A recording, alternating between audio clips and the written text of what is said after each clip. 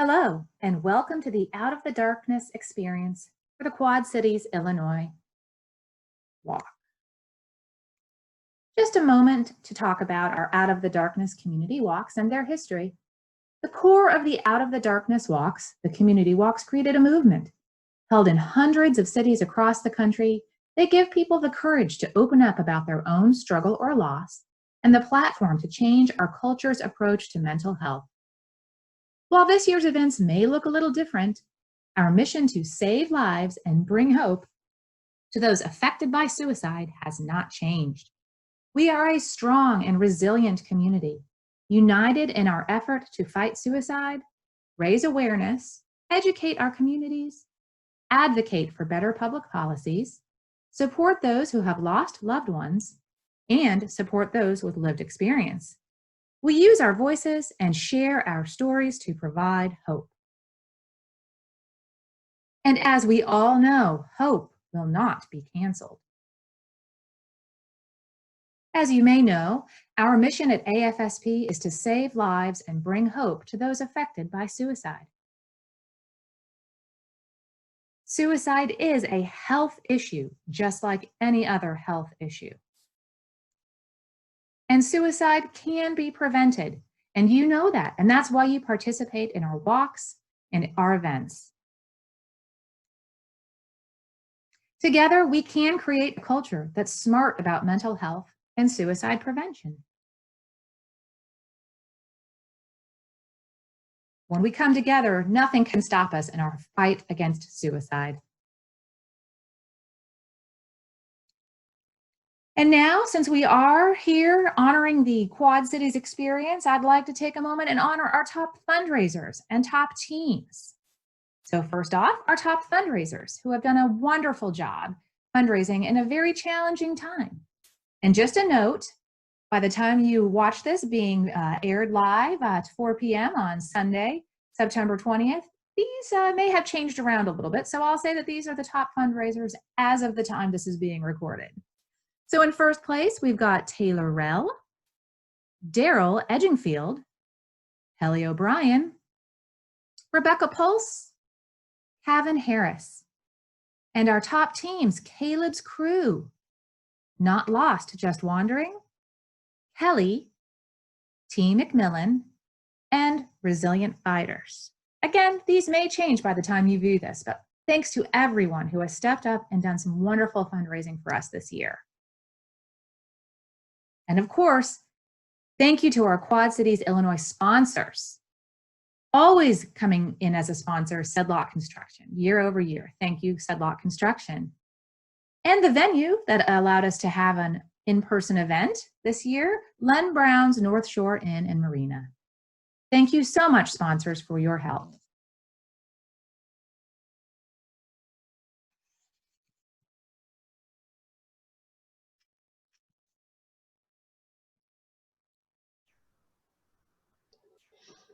Okay, everybody, and now we are at the portion of the program where I am going to introduce our fabulous event chair, Val Rumler, and she's got a very special guest today, one of her committee members who has worked with her for a while on various AFSP events, Crystal Beal.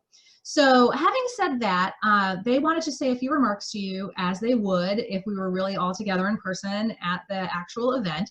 So I think I'll first pass it along to Val and let Val take a few minutes, say a few words to the crowd, as it were, the virtual crowd, and then she can pass it along to Crystal. And they're just going to talk a little bit about how they got involved with AFSP, their connection to the cause, and why this is so important to them, why this issue means so much to them. So Val, take it away. Thanks, Angela. I actually joined the first walk in the Quad Cities. I had just lost my grandson in December of 2015, and I think I've decided that I was in total shock for the next year. So I couldn't even tell you what got me into, I was looking for a support group. That's all I was looking for, and I knew nothing about suicide. And AFSP offered a support group that I started going to. And things just triggered from there. I wanted to learn more about mental health. I wanted to learn more about suicide. and I was still working, so I did what I could. And when I joined that, the first chairperson that got it, she asked for some help, and I kind of putzed around and helped what I could. And then next year went a little bit bigger, and then the next year even bigger. And then last year I got asked to kind of be the chair. So I job shadowed Jamie for probably only a month. And so this is my first real year of going from beginning to end. And so my first true walk, I feel. And Crystal's been with me ever since I can remember, from beginning there. But our committee had to make a big decision. We didn't want to be the police force having to tell everybody where to be, what to do. We wanted to enjoy the walk as much as everybody else was going to. So we decided that we would try to go virtual as good as we could, but yet we still wanted to see some faces. So we kind of hopefully made it a little entertaining. I'm finding out people aren't understanding what we put out there. But we want people to just drive by, take a picture, say hi. If you want to register and you didn't do it online, we're going to be there for that. We're going to have a little bit of, we have a company that's coming that does shirts. We tried to get that out there. That might not have been too big of a success, but they reached out to me and they wanted to do shirts for teams and create stuff like that. They had a passion for mental health too. They're going to be there. We're going to have free hot dogs and water and chips, and for a monetary donation if you want to. It's kind of like our fundraiser in a way, because we didn't get to do the raffles or anything like that like we wanted to last year. So we're just hoping we see as many people as we can on that Sunday, and we're hoping people will post pictures of their loved ones, and that's not going over too well yet. So I'm hoping that all happens, but we're really excited about seeing as many people as we can. I've gotten emails, I've gotten text messages, phone calls, and that's good. So I'm kind of getting the word out. Great. Well, Crystal, would you like to take a turn and tell us a little bit about how you got involved with AFSP and this walk? Sure, yeah. I started AFSP many years ago. I was doing the International Survivors of Suicide Day Loss. It's the Saturday before Thanksgiving. I haven't done that in a year or so, but that's when I met Val, and we've been working together ever since. I don't have a personal experience to suicide, but I'm just a supporter. I just want to help people any way I can, and I enjoyed helping with this walk and any other thing. That's great, and you guys have done a great job, and I know it's been a strange year, and of course I want to thank anybody who's watching this virtual program now, because thank you for participating in a very non-traditional out of the darkness experience. And hopefully if you're watching this, you also have come by the park and have come by Len Brown's and seen everybody and maybe taken a picture. So just so you know, donations are accepted all the way up until December 31st. So it's not too late to try to make a donation that will count towards the walk. And we'll come back next year, bigger and better. And hopefully we'll all be gathering together in person. That's my hope. So both of you kind of talked about your connection to the cause, and I'm wearing these beads around my neck, which is a great segue into what we're going to do next. Everybody wears different color beads at the Out of the Darkness events, and if you've been to one, you know that people pick up and wear the different beads, but you might not know exactly the history of it or what they represent. And they're basically a symbol to keep, our loved ones that we've lost in our sights and in our hearts. And there's a little video clip that I think I'll show now that gives you a little bit of background into the AFSP beads and what they mean for people who wear them. All right. And if you'll bear with me, I will get this video going. And it's a really nice video that kind of gives you a perspective on what these beads mean to people who put them around their necks, and how it makes them feel connected to our cause here.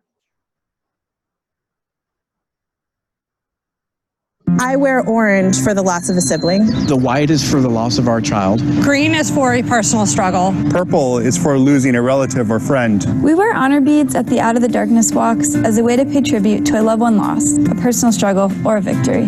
They come in different colors that represent the many ways that we're all connected to the cause of suicide prevention. Since suicide so often is hidden and kept in the dark, the honor beads are really special because it's your way to be very open about your loss.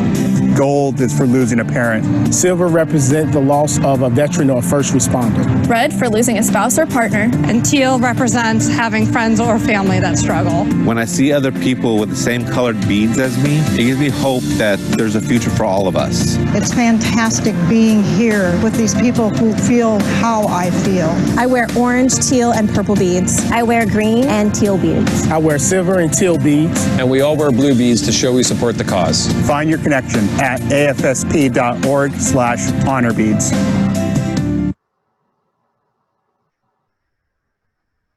So that just gives a little bit of a background into a little insight into the beads and what they mean for people who come to an Out of the Darkness event. When you see that person across a field, across a park, down the trail, and they're also wearing the white beads, then you know you can relate. You know their journey. You have empathy for them, and you know you're not alone. And that feeling of connection is really so important towards healing. So the beads are a really big part of our walks, and they're the part of the walks that people feel most connected to, and then always say that they enjoy the most at our events. So although we can't be together, I thought I'd do just a little virtual bead ceremony here with us virtually online.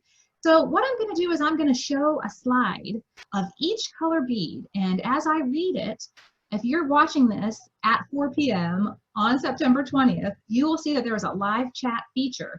And as I show the slide that represents your color of bead that you would wear, you are welcome to, in the live chat, type in the name of the person that you're honoring or the person that you lost. Or if you don't feel like doing that, you could even do an emoji, a heart emoji, in the color that corresponds with the beads. So for example, if you have a personal struggle, you could write your own name and give a shout out to yourself, which would be great. Or if you don't feel so, inclined to do that, you could do a green heart, and that would be lovely too. So this is just kind of a scrolling memorial and memory wall. So anyway, having said that, I'm going to go ahead and start sharing the bead colors so that we can have a moment for everybody to talk about their particular connection to the cause. So this is a really nice slide. Here you see at what would be a typical walk, the nice collection of beads and the people displaying them proudly.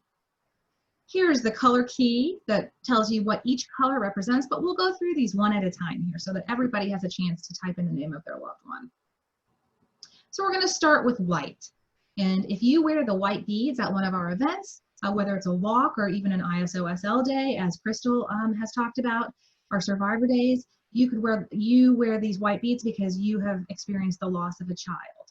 So if you are watching right now and you have experienced the loss of a child and you'd like to write that child's name into the chat, this would be a great time right now. You can type that right into the chat, or you can do a white heart or any other type of symbol that you choose to honor your loved one. And then moving on to the gold beads represent the loss of a parent. So if you're joining us right now in this virtual program and you would be wearing the gold beads, this is a great time for you to type in the name of the parent that you lost. Teal beads. I see lots and lots of people, more and more people each year wearing these teal beads. They represent you supporting someone who struggles. So if you have a loved one, a friend, a colleague, someone that struggles and they have shared that struggle with you and they're on this journey towards health and mental health, good mental health, you would wear the teal beads just to show your support. I actually wear the teal beads myself. So I have a loved one that does struggle and has to work very hard to take care of their mental health. So if you're wearing the teal beads and you want to honor someone in their journey towards good mental health, you can type their name into the chat right now. And then silver beads for the loss of a first responder or military member. As we all know, our first responders die by suicide at a very high rate. This is something that we really are working on and need to work on. Of course, our military, everybody knows the statistics there. 22 veterans a day is what the average is. It's really a tragedy, and so if you have lost someone that was a first responder or a military member, you could honor them right now by typing their name. red beads for the loss of a spouse or partner. So if you have lost a husband, a wife, or a partner of any type, this would be the time that you could honor them just with a red heart, or possibly by typing their name into the chat. And then purple beads. I'm wearing the purple beads. Everybody wears the purple beads. I can tell you every year, no matter how many of these I send out to our wonderful walk chairs, we run out of the purple beads at all of our events because, you know, the loss of a relative or friend, it's very general. I bet almost everyone can wear the purple bead, you know, in addition to maybe a more specific color that they wear. So if you are wearing purple beads, go ahead and type the name of a loved one that you have lost or a friend into the chat. And then orange beads. If you have lost a sibling, you would be wearing the orange beads. And if you want to take a moment right now to type the name of your sibling, or an orange heart, or some silly emoji that you think represents, you know, what the relationship was like. I know I have a couple silly emojis that would sort of describe my relationship with my sibling. So any way that you would like to honor your sibling in the chat, feel free to type that in and do so right now.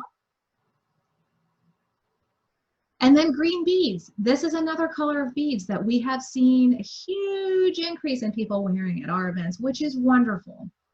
Our Out of the Darkness event started primarily as a group of suicide loss survivors coming together, but we're very proud of the fact that our umbrella is big and we now have people who have a personal struggle who are just supporting someone who has a struggle, and even just people who support the cause, as Crystal was saying. So if you wear the green beads, we are so proud of you. Thank you for being here. And if you want to type your own name in the chat, that would be fantastic. And here we are at blue beads, like Crystal was saying. These are always the ones that run out as well, because everybody who comes to one of our events, of course, supports the cause. You don't have to be personally affected by suicide to understand that it is a health crisis and that we all need to be concerned with good mental health. And it is a preventable form of death, so we can do things. We can do things to support people. And I just wanted to take a minute here to let you know about an upcoming program that we're going to be having. So if you've participated in any of our events and raised any money for us at all, this goes towards you being able to access programming and materials completely for free thanks to your wonderful fundraising. So having said that, we have been able to turn almost all of our education programs into virtual programs, and we will be having a Talk Saves Lives, the general version. We have some specialized versions too, like for senior citizens, LGBTQ. This is just going to be the general Talk Saves Lives. It's a nice introduction to suicide prevention. I'll leave this up for just one more minute if you want to take a screenshot or quickly jot down this URL. Of course, you can always visit our afspil.org page and find our events and register for this. This is free, open to the public, and we have plenty of room for anyone who would be interested in getting a little introduction to suicide prevention to join us. Saturday, September 26th at 10 a.m. Not too early, and you don't have to be on camera, so pajamas and coffee would be acceptable. And again, here are just some ways to connect with us. We have our website here. You can always email us at illinois@afsp.org. And we are also found on Facebook, Twitter, and Instagram if you are so inclined. Here are just a few mental health resources that are specific to the COVID-19 pandemic that we are still finding ourselves in right now. We like to think that we're coming out of it, but really there are still some mental health challenges going on for people that can't go back to work, kids that aren't going back to school, grandparents who maybe haven't seen family for a while. So we do have some specific resources that are still pertinent to what we are going through right now. We have our afsp.org/COVID-19. There's a mental health resource hub that we participated in conjunction with Psych Hub. And that call for calm number is still up and operational for any Illinois resident who feels like they need a little bit of extra support, finding resources during this time. And of course, if you or anyone you know is in crisis, absolutely do not hesitate to call the Suicide Prevention Lifeline at 1-800-273-TALK. You can also text talk to 741-741. And don't be afraid to call if you're just a little concerned about somebody. I've heard from people who work the Lifeline that over 50% of their calls are not from the person directly in crisis. They're from someone who's worried about their friend or their family member. And they can really help you to talk through your concerns and help you decide if some further action might be needed to help keep your loved one or your friend safe. So definitely rely on these numbers if you feel like you need them. So this will conclude our virtual program, and thank you again for being here today and for continuing to stay engaged. And thank you for staying with us in the fight to stop suicide. We will not be thwarted in our attempts here to stick together despite COVID. Thank you again so much for coming. And thank you to Val and Crystal for being great walk chair and committee member and speakers. And thank you all for participating. And as I said before, we really hope to see you next year at the Quad Cities Illinois Walk in person, where you can give everybody a big hug. Yeah, for sure. Definitely. Well, thank you, everybody, and have a great evening. Thank you, everyone. Thank you, Angela. Thank you guys.